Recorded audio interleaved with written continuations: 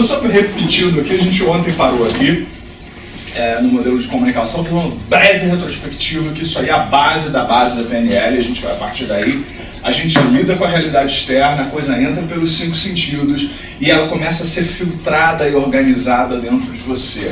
Ou seja, você estabelece processos onde você se posiciona a respeito do mundo. A gente vai ver isso mais para frente com metaprogramas. Por exemplo, algumas pessoas, como eu falei, gostam de procedimentos, de outras opções. Algumas pessoas vão na direção de alguma coisa, outros se afastam de outras coisas. Então você vai se organizando de acordo com todas essas coisas. Você desenvolve o seu senso de valores, sua hierarquia de valores. O que é importante para você? O que você considera como sendo uma coisa importante? E quais são as regras para esses valores funcionarem? Porque duas pessoas podem dizer assim: eu amo você, eu amo você. Como você me ama? Ah, eu amo você, e como eu amo você, eu espero que você seja totalmente livre. Quando tiver vontade, você ligue para mim e expresse seu amor. Outros: não, eu amo você, mas você tem que me telefonar 5 vezes por dia, pelo menos, né? Porque assim eu vou saber que você me ama. Então, quer dizer, o valor é o mesmo, mas as regras são bem diferentes. Então a pessoa estabelece os valores, as crenças, né? As crenças que nos dão permissão para fazer ou não fazer alguma coisa. Inclusive aquela coisa que eu estava falando ontem do Richard Bandler, que ele aprendeu com a Virginia Satir do princípio daquilo que é familiar. Algumas pessoas preferem morrer do que mudar. Tudo isso tem a ver com crenças, decisões, os padrões de decisões que nós tomamos, como nós organizamos memórias, o que é importante, o que aconteceu de fato. Tudo isso tem a ver com coisas que a gente tira, porque não cabe tudo, porque a gente lida com a realidade, a gente vai criando um mapa, né, de todas essas coisas, mas não cabe tudo. Tem tanta coisa acontecendo aqui, como na demonstração você falou: estou ouvindo ali um barulho, uma outra coisa e tal. É muito interessante. Como na hipnose, muitas vezes a gente percebe, a gente cria essa omissão, né? Eu trabalho, eu falei isso pro pessoal de hipnose lá em Ipanema, no Rio de Janeiro, num consultório, que é na Rua Nascimento Silva, famosa, lá no Rio de Janeiro, que é muito movimentada. Então, todo dia, principalmente de manhã, a hora do almoço, tem colégios ali perto da Notre Dame, que é famoso. Então tem buzina, gente buzinando, tem obra, tem 2 obras acontecendo, britadeira, e todo mundo entra em trânsito do mesmo jeito. Por quê? Porque a gente usa processos na hipnose para tirar aquilo que não interessa. Então eu começo a dizer, na medida em que você vai vendo essa britadeira, você vai entrando num estado mais profundo. A utilização, né? Exatamente, do eventual. Então a gente usa, trabalha aquilo, incorpora no processo, gera um processo de omissão e de distorção, para criar um significado daquela experiência diferente. E a generalização, quando você aprende alguma coisa, leva para as outras coisas. Né? Então, de repente, a pessoa aprende que ela pode sentar naquela cadeira e relaxar. Tem muitos clientes que eu ponho na cadeira onde eles relaxam, eles já entram em transe, porque a cadeira já significa transe agora. Sentar na cadeira significa entrar já em transe, turma. Então, de alguma forma, agora, inconscientemente, a gente vai processando tudo isso e a gente começa a criar a representação interna. E a representação interna é aquilo que a gente chama de mapa. Essas representações internas geram estados diversos, como é que a gente se sente. E estados são coisas muito importantes. Algumas pessoas estão predominantemente no estado otimista, outros predominantemente no estado depressivo. Alguns contextos levam a estados importantes. Por exemplo, muitos aqui que trabalham com esporte, que são atletas, é muito importante você ter uma representação interna que gere um estado específico, uma fisiologia que te interesse, um comportamento e uma atitude de vitória em um determinado contexto. Então é muito interessante você ter isso trabalhado de alguma maneira para que você gerar um comportamento que tem uma coisa correspondente com o que você deseja. Então o estado é uma coisa muito importante.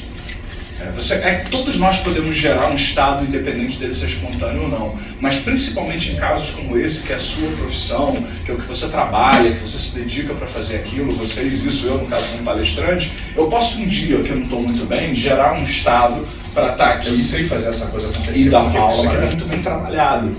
Quando eu estou com um cliente, eu estou com um cliente. Não interessa o que está acontecendo lá fora. Eu não atendo o telefone e tal, eu só ligo meu telefone nos intervalos e tal, eu estou com aquele cliente, estou com aquela pessoa, estou naquele estado de entrelaçamento, de rapport com o cliente, onde eu tenho uma fisiologia específica para isso, para trabalhar, e isso gera um comportamento, o comportamento vem no processo. Então esse alinhamento é uma coisa muito importante, isso é a base do que acontece em termos de programação neurolinguística. Ou seja, tudo que a gente trabalhar de técnicas, de intervenções, vai acontecer dentro dessa história aqui.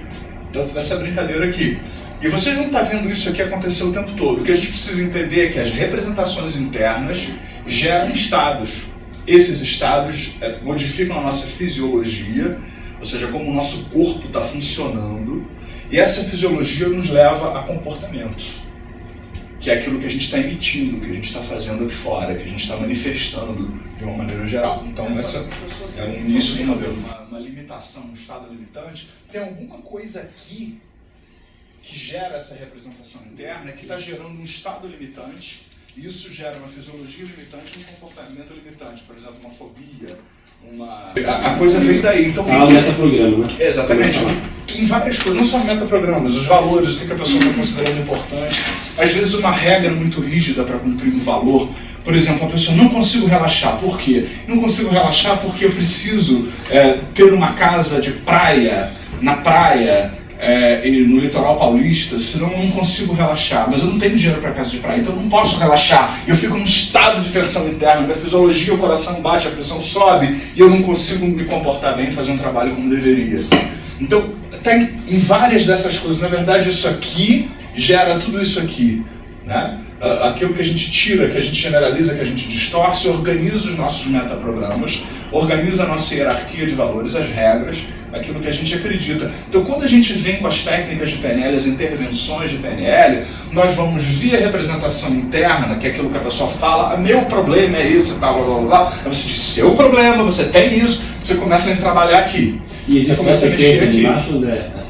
Existe uma sequência ali desses metaprogramas, valores? Isso aqui tudo se interpenetra, assim, são maneiras de você se referir a várias das mesmas coisas, né?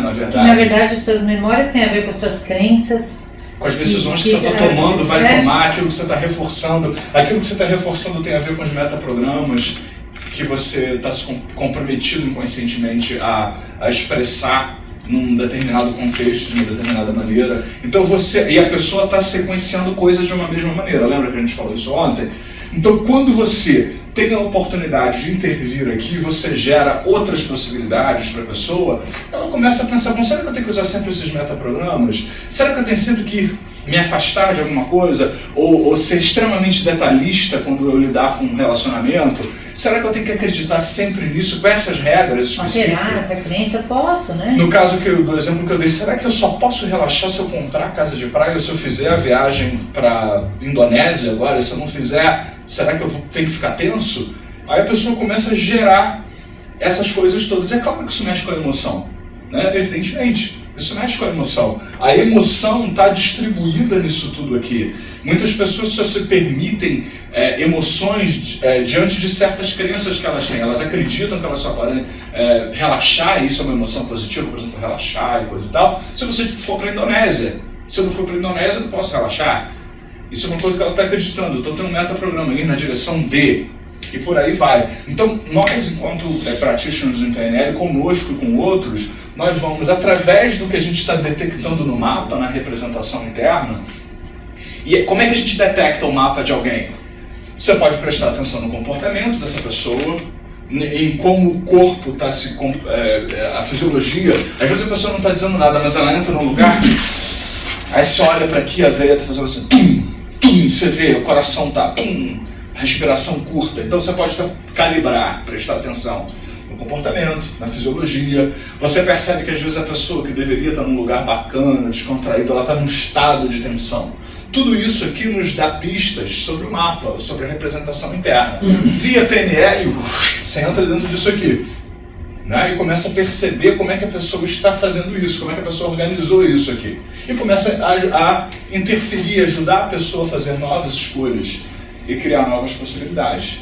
Toda a PNL acontece aqui dentro.